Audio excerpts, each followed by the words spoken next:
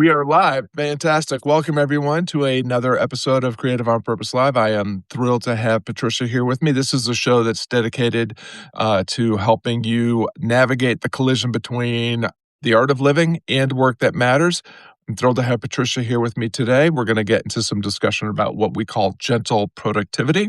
But before we get started, Patricia, please tell our viewers who you are, what you're up to these days, and where can people go to learn more about you and the difference you're making. Well, thank you so much, Scott. Thank you for having me. And my name is Patricia Espinosa, and I am in Substack. My Substack is called Blissful Daily, and I share simple tools to let go of concrete things that are weighing you down so that you can invite more ease and calm and joy into your life, no matter what happens. Well, and ease and joy in life is one of the reasons why I reached out to have a conversation with you, because it's a shared interest, if not passion, of both of ours. Maybe a shared desire. I'm still trying to get there, although I feel like I'm getting closer every day. And when we went back and forth in Messenger about what to talk about, this idea of gentle productivity came up. I love the idea of gentle productivity, but before we jump into what gentle productivity is, why not just productivity? What is productivity, and what are the perils of productivity that made you want to qualify and talk about gentle productivity instead?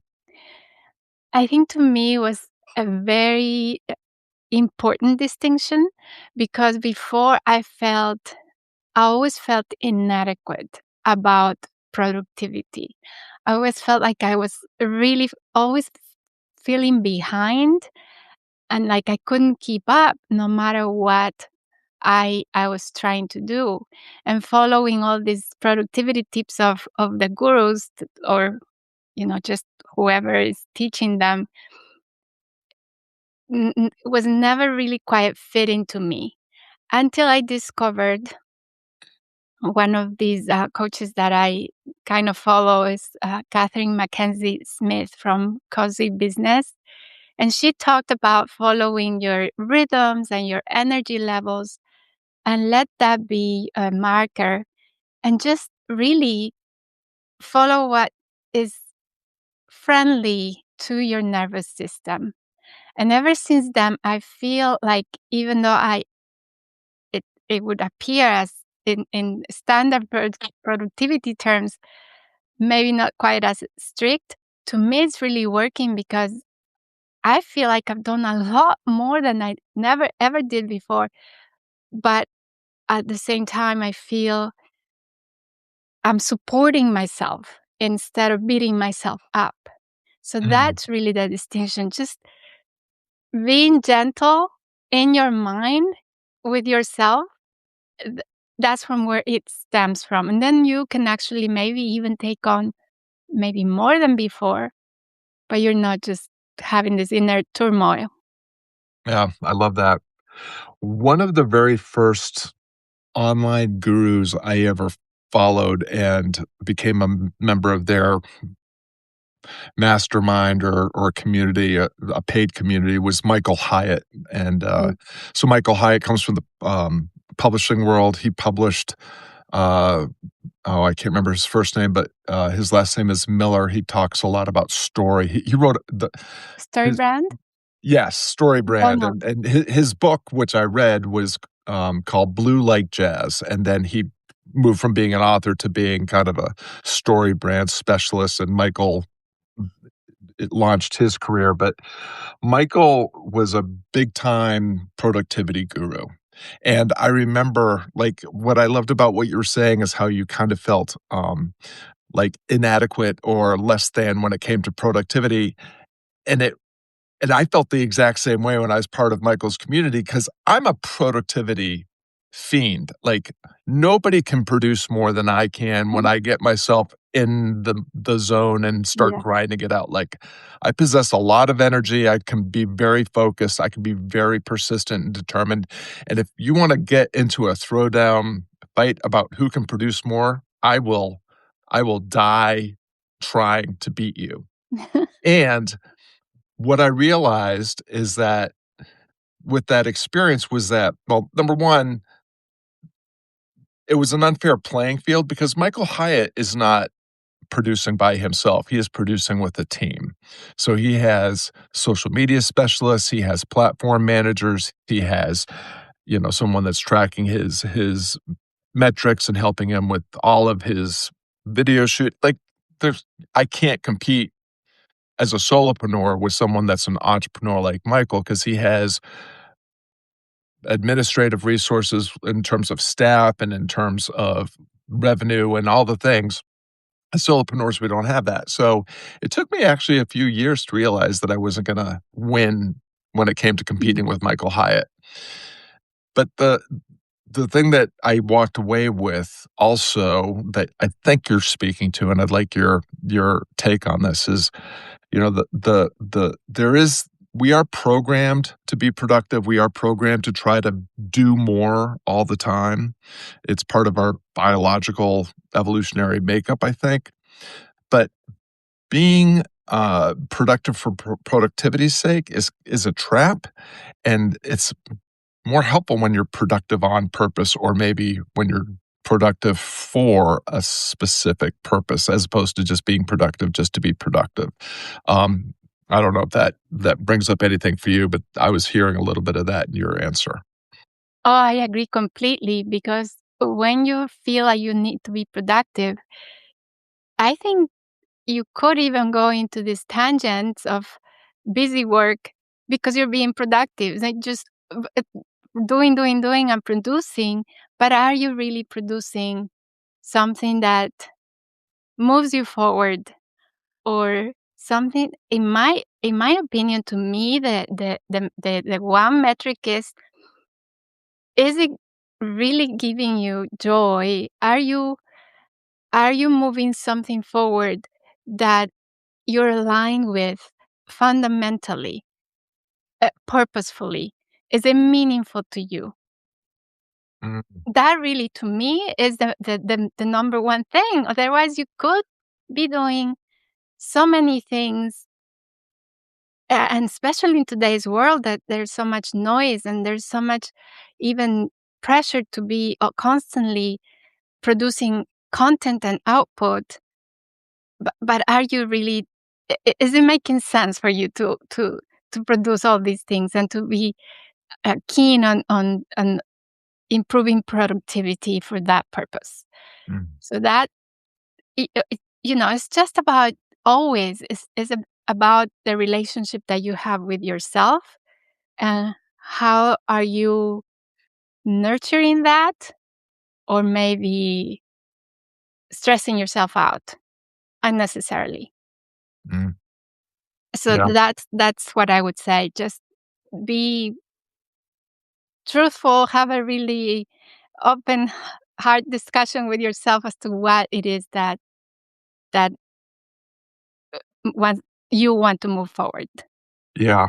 I love that. I mean, I think you nailed it when you said busy. Like we conflate and confuse productivity with busyness.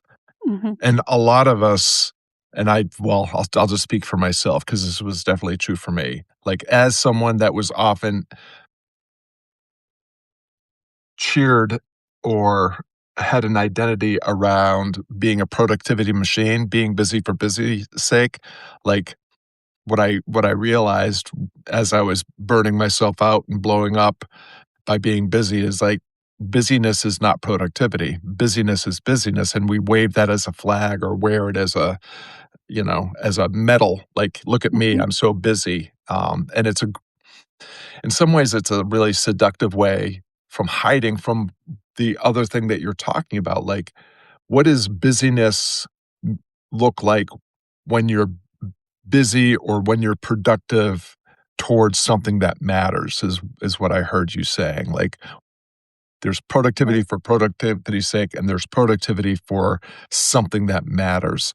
So for you, what's because you also brought up metrics and I want to get into metrics here in just a second, but before we set that up, When you're thinking about being for producing on purpose or producing for a purpose, what's the purpose? What's your aim or aspiration? What's the thing that you're moving toward that productivity becomes a catalyst for?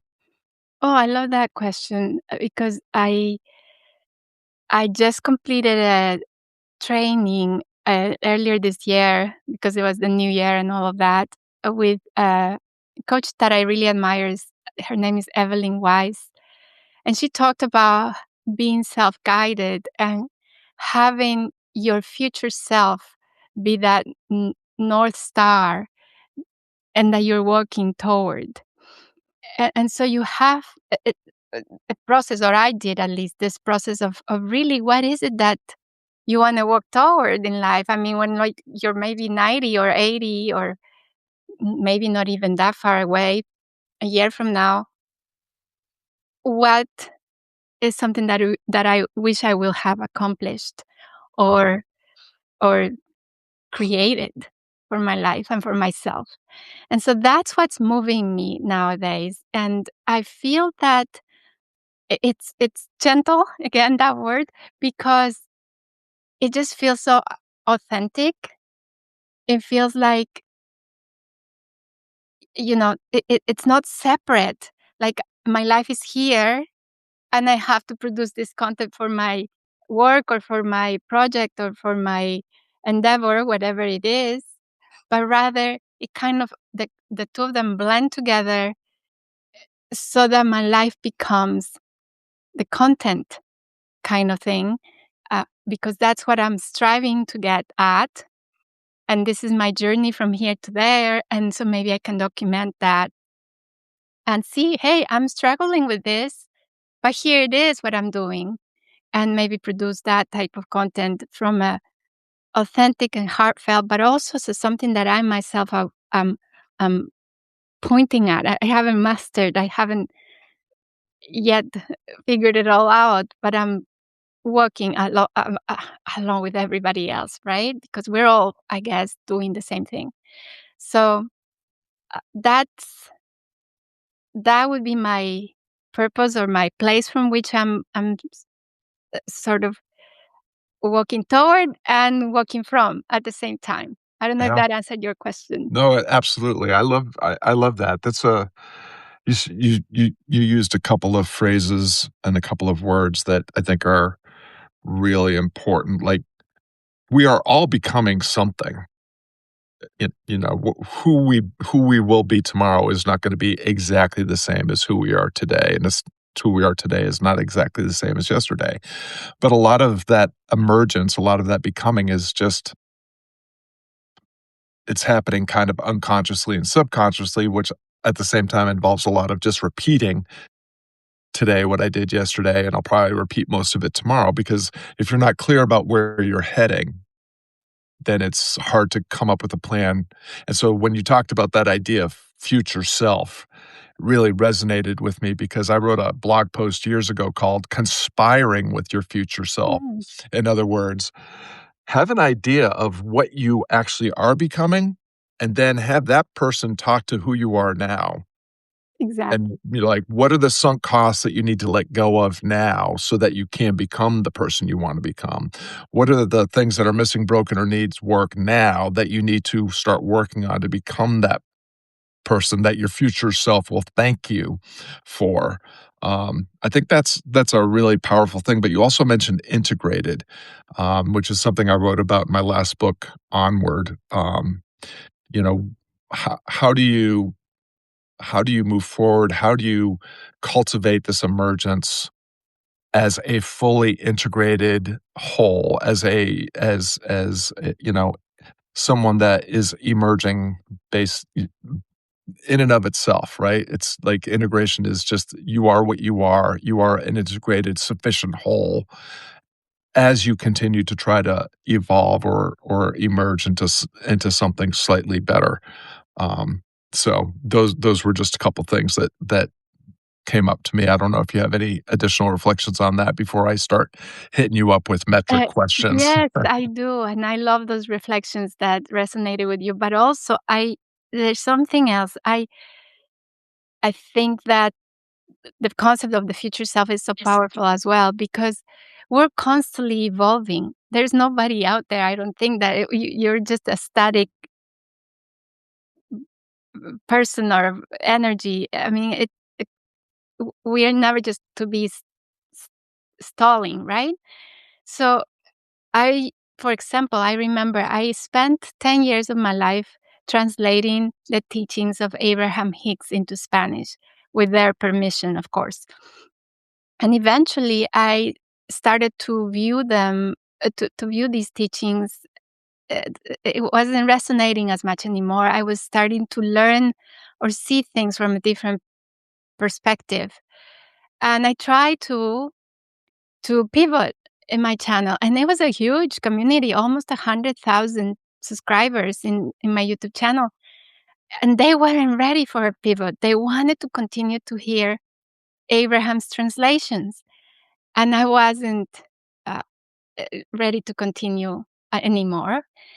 And that's why I feel now that it's so important to always be shooting for that, your own North Star, because you're going to evolve. And if you, or like I did, I had boxed myself into this, Abraham voice in Spanish.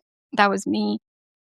I couldn't get out of it so Mm. readily, and I couldn't even pivot in my channel. They weren't ready for it. So my point is, it is you who are evolving always. Just stick with that, and it's okay. And you can continue to shoot toward that and not let other factors define you, but just your own self and your own aspirations. Yeah, well, that's, beautifully said. I mean, I I I'm a big believer in vocation. I think life is always speaking to us because it wants to speak through us, and it wants us to step into our limitless potential and leverage all of our unique abilities to bring forth the difference only we can make. Um, and sometimes that means you have to make decisions that cut off things that have been, important to you to this point, and not everybody's gonna be ready for that, um, Exactly. which is why they call it that part of the journey, the wilderness, like, you're gonna spend some time all by yourself in the wilderness, wondering why you've been abandoned and forsaken by all the people that used to be around and supporting you, so well, kudos to you for hearing the call of vocation, but also heeding it even if it sounds like it might have been a little bit painful or a little bit lonely.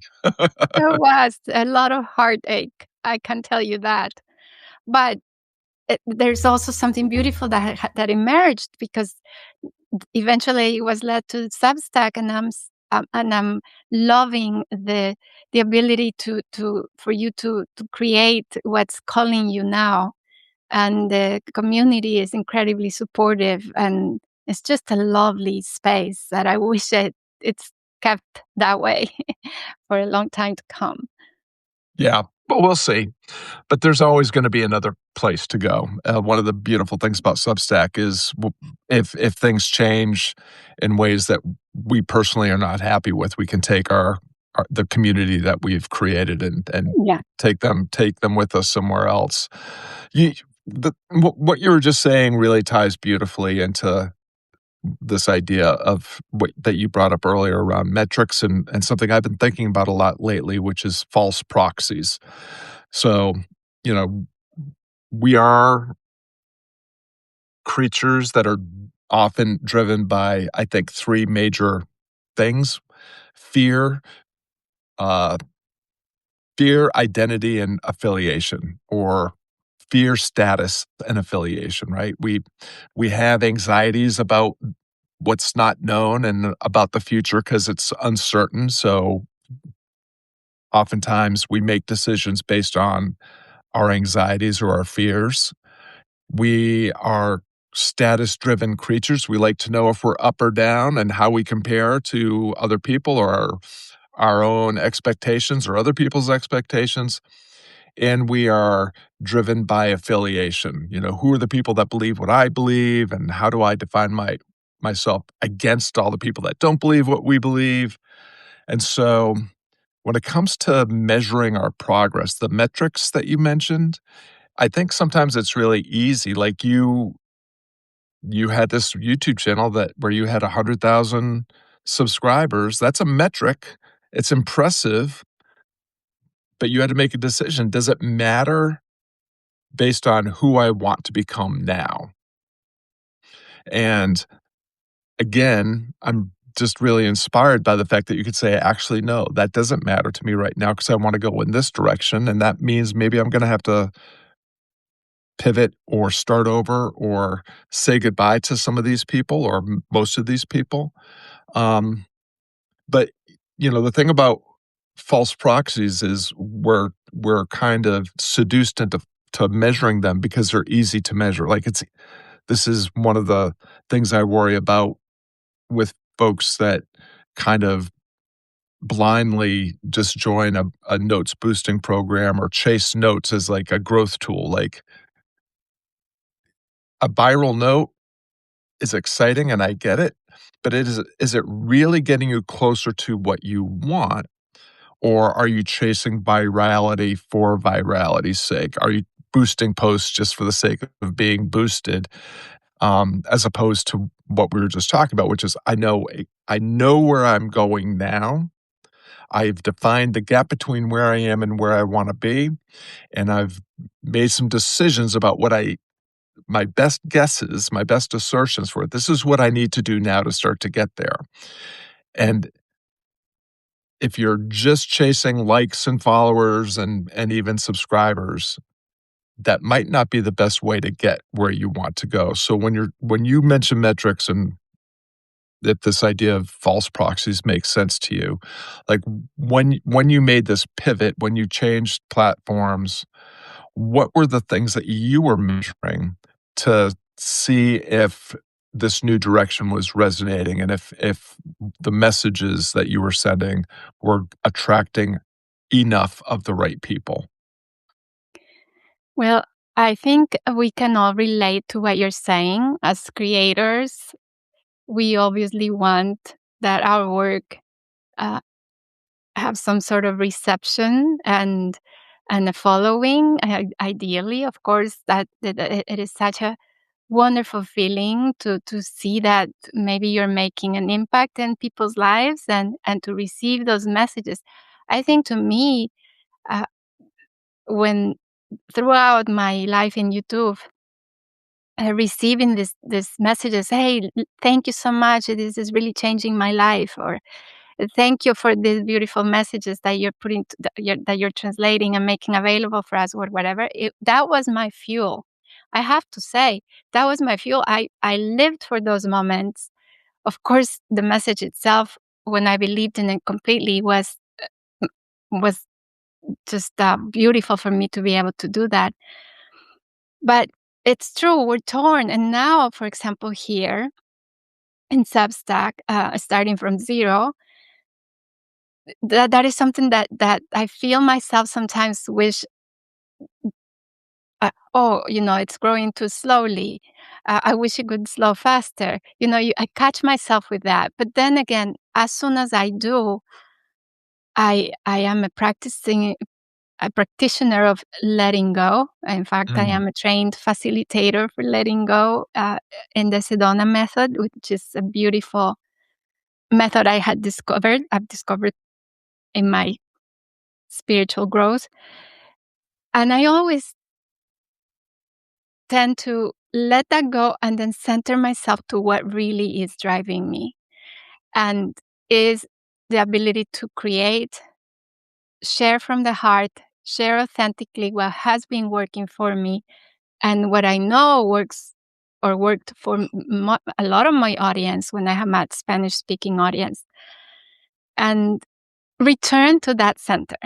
It's always something about this pull of like the ebb and the flow. It's the mm, same thing. That's how I view it. Sometimes we get tempted by these metrics, but then in the end, I think we all realize those are secondary. The first thing is really, is this true to me? What I'm doing is the message that I'm creating and putting out. really what I want that I want my legacy to be for. And that's what, again, brings me back to my center and grounds me again. And I guess that's the dance that sometimes we're taking and seeing all these notes that go viral. Sometimes I write something and it has 1 or 2 likes, and then suddenly I see something so similar and it has 1,000 likes, and it's like, "What?" But it's the same thing, so you're always comparing. Oh my god, the mind is a comparing m Mhm, mechanism, is a comparing junkie, and I think that really is the work, internal work, to just understand that the only real metric is yourself with yourself. How are you interacting with this journey? Are you really enjoying the journey? Because the destination is a myth. Sometimes, I mean, yes, you're walking toward that North Star, but you never quite get there, because by the time you've already walked some, maybe the North Star already moved somewhere else, right? So mhm. it's a moving target. So you might as well just, yes, use that as your guiding star, but enjoy the little steps every single day. And that's really what I can tell you is, when you realize you're comparing or feeling like you need to go viral or that, really go back to it. Let it go for just that second or just that moment. Go back to what grounds you and then start again. Mm, love that. Well, that circles back to what we were saying earlier around integrity and, and then also the awareness of your actual intention, right? Like, I think for a lot of us that are purpose driven and want to make a difference in the world, um, virality and reach and a huge number of impressions is not really required. Like we don't to have an impact, right? Is what you were saying. Um, Having a note go viral is not an impact. It's a momentary win of the lottery. Exactly. But after you've gone viral, like, how many of those people that saw your viral note were so profoundly changed by it that they actually made a meaningful change for the better in their lives? I would guess probably 0.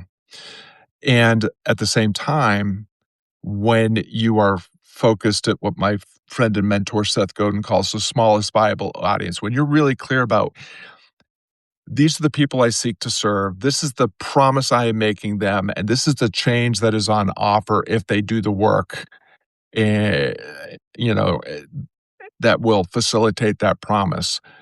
It's probably going to start number 1, it will start with you, then it will start with I mean, if you get to 10 people, that's gonna be that you can have a huge impact on a small number of people, and if you do that in a way that is remarkable, meaning it's worth making a remark about, other people will the people in their networks, like, it will have this ripple of influence. So, in so many ways, it's the way I think about it is, and I think Seth Godin brings this up in his book, The Practice. When cowboys on the range are trying to get 1,000 head of cattle to move in a single direction, you can't get 1,000 head of cattle to move in a specific direction.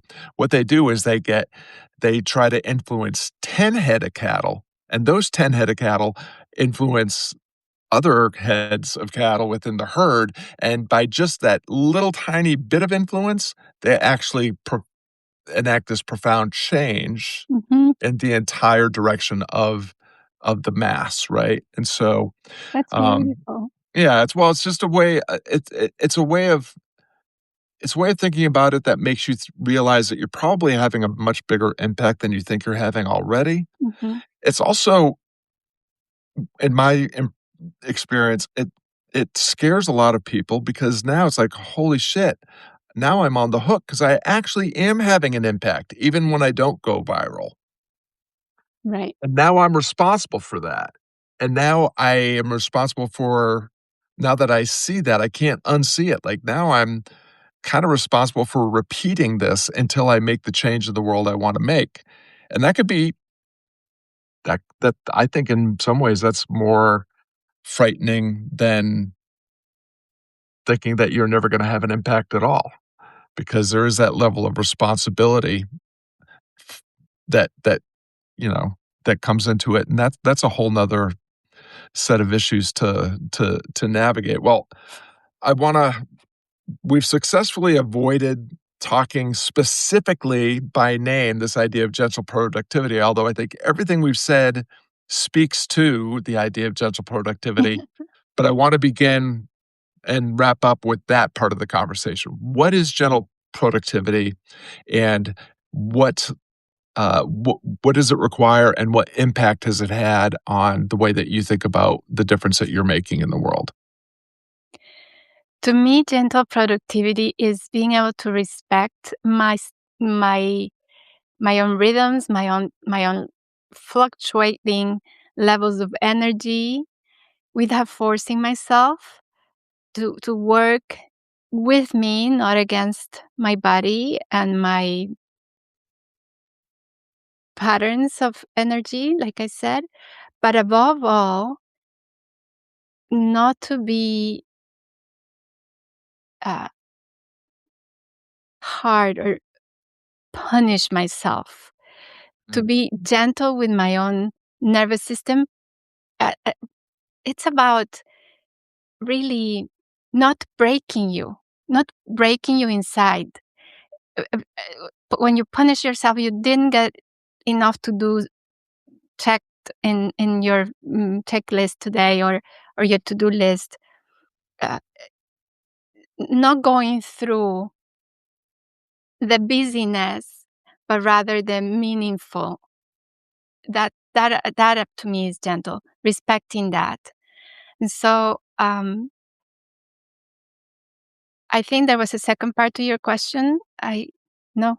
Well, no, that's beautiful because again, it seems like we keep circling around this idea of integrity. Like, gentle productivity allows you to maintain the wholeness, the sufficiency of who you are as you are pursuing who you are becoming through the difference that you wanna make, and you do it without punishing yourself, breaking yourself, overextending yourself, burning yourself Exactly. out, blowing yourself up, and it's a beautiful message and a beautiful idea because we are of no use to ourselves or anyone else if we destroy ourselves in the name of productivity or busyness or trying to achieve impossible things. But if we do what we can with what we have, where we are, with the people that are around us, then we're always in this place where we can maintain the integrity of our assets, our energy, our attention, our time, etc. And we are making a meaningful change for the better. It Right. might not be dramatic, it might not appear heroic, but over time it compounds, and we do find ourselves making a huge difference and having a huge impact over time through the compounding effort of gentle productivity as opposed to Yeah. what most people see, which is like, "Holy cow, look what Patricia did yesterday." It's like, well, she didn't do it yesterday. She did it over the last 10 years. You just happened to notice it yesterday. Right. You're so right with that. And I think even if you don't have those large numbers, because I really, to me, it's less about those numbers and more about showing yourself authentically. Because if you do, no matter what, you are impacting somebody. You may not even know it, but just alone that you're being gentle and true to you, that alone is a lot. Because otherwise, what good does it do if you're tormented inside, if you're always pushing yourself, if you're always dissatisfied with what you're doing? It makes no sense at all to me. And never underestimate. the power that you might have coming from that position of really wanting to serve yourself and others. I remember when I had my YouTube channel, I didn't have that many, excuse me, that many subscribers when a young uh, man from Cuba wrote to me an email saying that he had been contemplating suicide. Mm. And ever since he discovered my channel and my translations, because I would dub them, uh, he started to listen, and now he was actually finding joy in life again. And this was one person. Uh, you know, to me, that was already extremely worthwhile, knowing that one person now is joyful and is not contemplating on ending his life. So you never know. I mean, I'm lucky that he actually took the time to write to me, but I might not. I wouldn't have ever known. Yet it, the result was there, and maybe we're impacting people that way. We don't know. So the numbers, they're nice, yes, but they're so irrelevant, really. Because when you know you've done your best, when you know you've done something that is lighting your heart, and that is actually offering good in the world, then that's the reward itself. And it may sound a little bit too woo woo and Pollyanna, but you cannot control anything, and anyway, there is no way to control whatever how people will react to you ever. You hope, and you're, and maybe you're fortunate to get the feedback, but that may never come. Mm. So all you have is how you are relating with yourself in the process. Yeah, that's a really important point. What One of the things that I've come to understand just by virtue of the number of paid subscribers I have who continue to renew or reinvest in that subscription month after month, year after year, who I never hear from. I never hear from them in the comments or the replies. They never show up for the call. Right. Like one third of the people that pay for uh, being a member of the circle or inner circle community are people that I actually would recognize because they've shown up for a call or they're regularly participating in conversations. And it was something that really bothered me for a while Mm. until but then one of my subscribers said, "Listen, I don't want to come to your calls and I don't want to comment on your things. I read it because it means something to me. It helps me.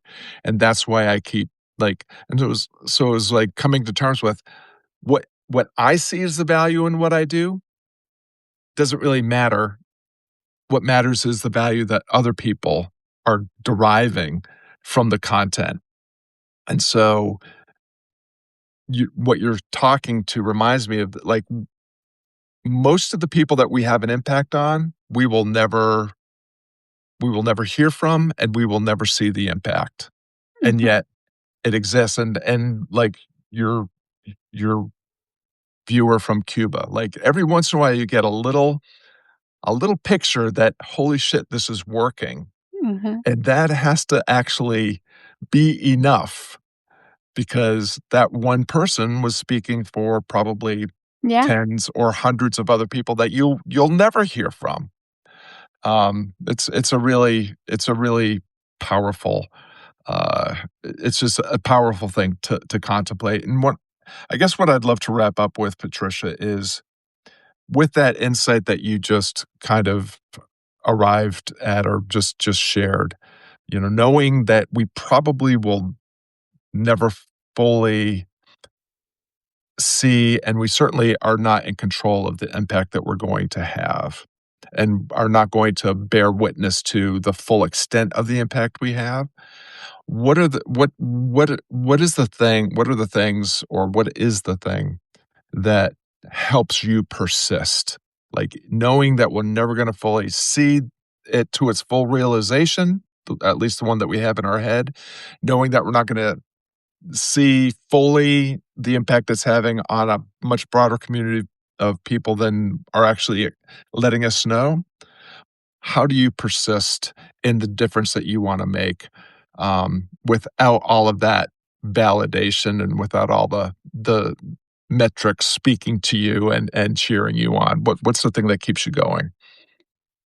To me, the one thing over the years I think has changed, but lately I feel that the one thing that really calls me is this inner sense that I want to express what I have inside, what I've learned through the years, what has been working for me in order to live with more ease and calm and all I used to, for instance, become very upset at things when things didn't work out the way I thought they were supposed to, and it would spiral me down into this frustration and anger and sadness or a lot of emotions.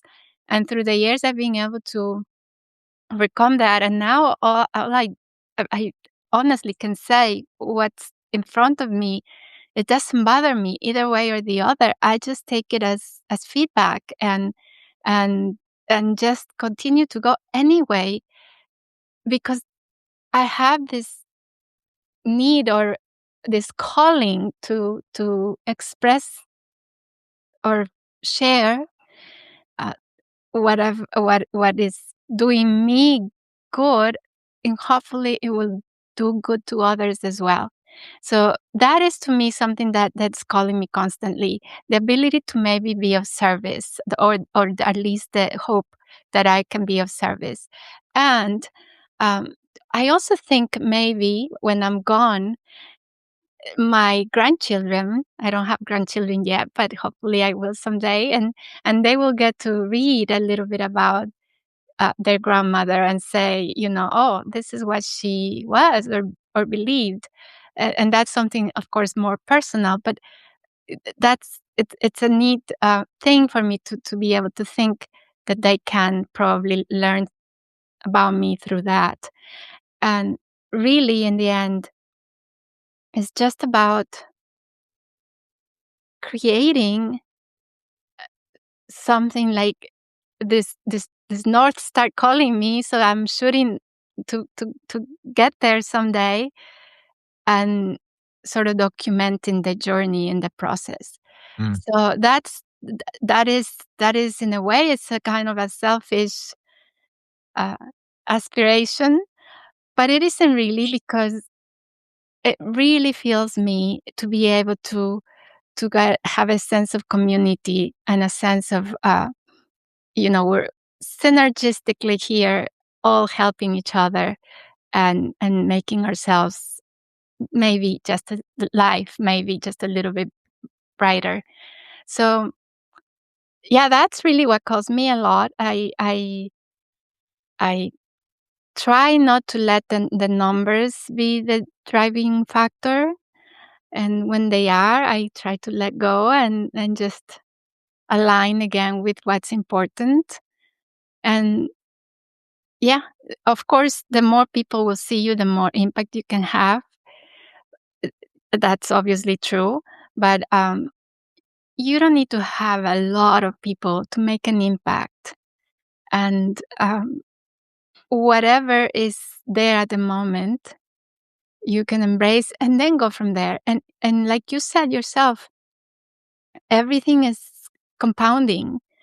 And by the time a year has gone by, or two or more, or 10 years, like I did with my YouTube channel, it went by anyway, and you continue to do your thing that you had to do, that was calling you all along. So that's that would be my answer. Just do what's in your heart to do. love that. Well, we've been talking this whole conversation, the thread that I've heard is integrity. Like, the integrity of the work is the integrity, like, the work is the work, and the work matters because the work matters.